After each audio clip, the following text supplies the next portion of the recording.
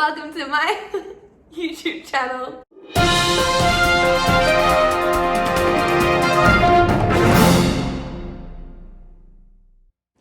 Hello and welcome to my YouTube channel where I will be telling stories and just not leaving any details out. I'm telling stories. My whole life has been crazy, from abusive stepdads, abusive real dads, dad in jail, like my stepmom going to jail, my stepdad committing suicide, stripping, drugs, sugar baby stories, the ice addiction, just so much stuff has happened, and I need to tell stories about it because it's just crazy. Like, it's unbelievable. My life is actually a bit unbelievable. Like, I have complex post-traumatic stress disorder from the amount of things that have happened to me over the years. So I'm just going to start telling stories about it. I'm going to start off with a story about an old strip club I used to work at. I can't say what club it was, but in this strip club, there was the VIP area, and in the VIP area, there was a group of thugs, you may call them, not bikies, but just a group of drug dealers, and there was a leader, and we're gonna call him Tim. Okay, so Tim is just this like muscly, angry redhead, okay? He's just an angry, muscly redhead. I don't know what his issue is. I don't know what happened to him. Like, he is just angry.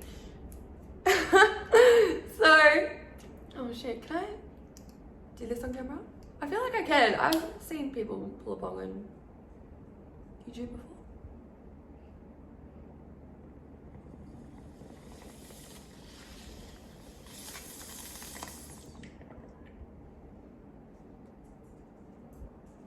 Right. Where was I? Tim, group, cokeheads, VIP area. I'm there. Oh, my ex is in the VIP area too.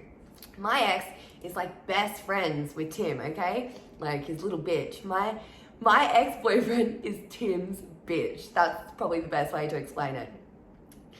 So they all sit in the VIP. I'm having problems with my ex. Like, we are fighting. He's been doing whatever he does, just being an unfaithful piece of shit. But he's in the VIP too, sitting next to Tim. And I'm getting a drink. I drink pink champagne when I'm at the strip club. It's like champagne with raspberry cordial in it. That's it. I love it so much. I get my drink and someone invites me into the VIP area, and you can't go into the VIP area unless someone invites you in. So this guy is like, and he's from the group, from the coke group, and I'm like, oh God. So I go into the VIP area. As I'm stepping up into the VIP area, when I get nervous, I sweat. Like, I'm talking like, it's bad. I'm gonna get some Botox injections or something to stop me from sweating, but it's just so bad. Like, I get so nervous and I get sweaty, especially my hands and my face. I don't know why my face, but yep, my face gets sweaty all the time, and it's really annoying. Anyway, I'm walking up and I'm so nervous. Where's my cup? I'm so nervous. I'm holding a champagne glass and I'm so sweaty, and the champagne glass just slips out of my hand and the pink champagne lands on... Oh shit, I nearly said his name. Oop, beep. The pink champagne lands on Tim's shoe.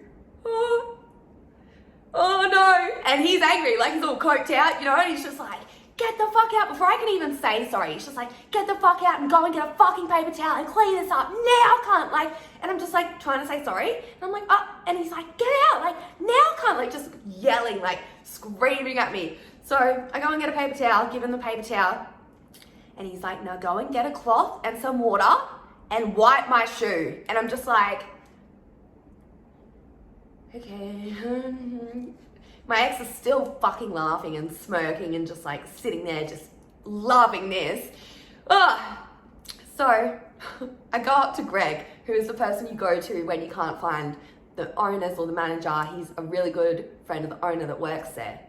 And I went up to Greg and I said, Greg, Tim wants me to wipe his shoe. Do I have to do it? And I'm looking at him like, do I have to do it? And he's just like, and he gets off on like telling me what to do, I think. And he's like, well, because it's you're gonna have to do it. And I was like, holy shit, okay.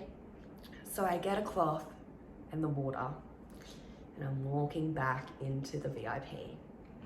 And my ex is still sitting there just like,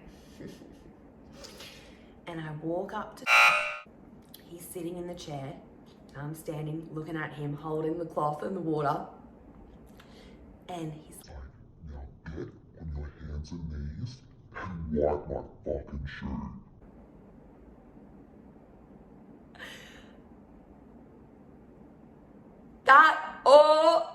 I lost it. Like, because my ex was just laughing. So I just like completely lost it. It was so degrading, you know? Like, it's just so, it's just a terrible thing to say, to make someone do. That's just really such a power play, isn't it? So I just start screaming, going off. I get carried out into the back by the security. Like, I was just going off and I just get carried out. Like, I don't know how the fuck I got downstairs. Suddenly I'm downstairs and I'm just losing it, like screaming. I'm like, that's the most, like, just going off. Just like, that's the most degrading shit I've ever seen. I'm like, oh my God, like, can we kick him out? I'm like, kick him out. They're like, we're not kicking him out. Like, he's the coke dealer of the club. And I'm just like, I'm going off. I'm like, I can't believe you made me do that, Greg. I'm like, why did you make me do that? And he's hugging me and he's just like, I'm sorry, I shouldn't have made you do that. And I'm just like, oh, I couldn't believe it. So that happened and it was terrible. It was just so terrible. And that's my story.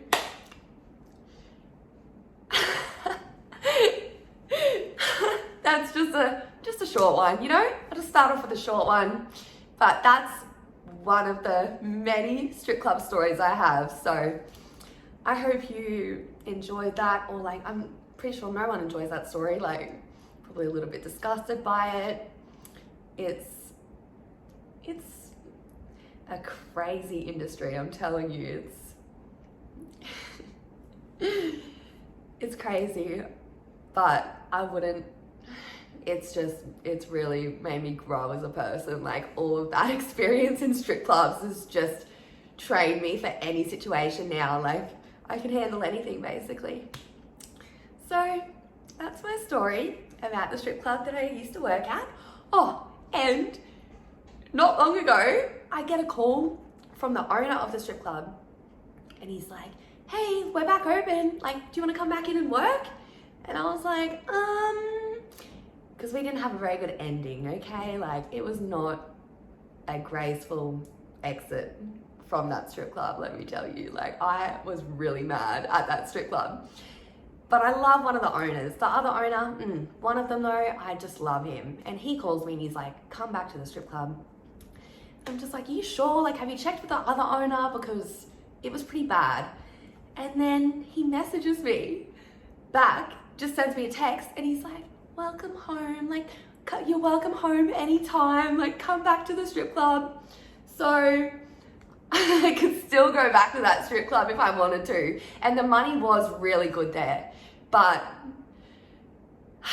it's just, I've been stripping for 4 years, you know? It's just like, do I need to? I've got OnlyFans, I've got other things, I've got my work. Like, I don't know if I need to go back to stripping, but I do miss it. Especially the stripper changing rooms. My God, it's just beautiful in there. I love the stripper changing rooms. Just girls hyping each other up, helping each other with makeup, helping each other with lingerie, going off. Like, you walk in and you're like, oh my God, that guy in the checkered shirt's such a dick. And then all the girls are like, yeah, like we hate him. And then we're all like, let's get his money. And then we all team up and go hustle people. Like, it's so fun. Like, just a bunch of girls just hustling men. Like, it's so good. I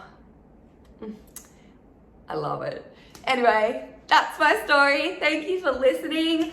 I'll be telling plenty more stories. So that's just one of the many, many stories I have. So thank you so much for watching. I love you. Thank you. I'm so happy that I've started a YouTube today. Like, that's just something I've always wanted to do. So yeah, I'm just happy. So I will see you in the next one. I think I'll do like weekly videos, maybe like 2 a week. I don't know. I'll figure it out. But if you like this, please subscribe, and I'll see you in the next one.